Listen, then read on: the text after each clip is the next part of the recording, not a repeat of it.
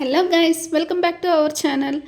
ఇవాళ నాగ చైతన్య శోభిత ధూళిపాల ఎంగేజ్మెంట్ 2021లో అక్టోబర్లో నాగ చైతన్య సమంత విడాకులు తీసుకున్న విషయం మనందరికీ తెలిసిందే.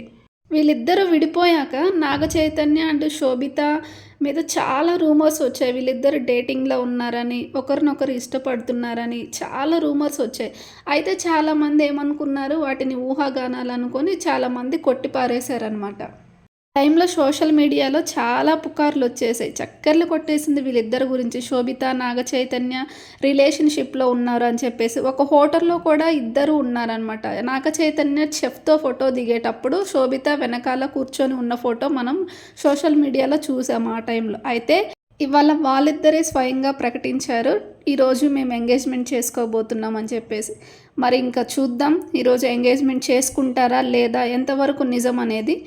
మరిన్ని అప్డేట్స్తో మీ ముందుకు వచ్చేస్తాను. ఇంతలోపు నా ఛానల్ని ఎవరైనా చూస్తున్నట్టయితే సబ్స్క్రైబ్ చేయండి, లైక్ చేయండి, కామెంట్ చేయండి.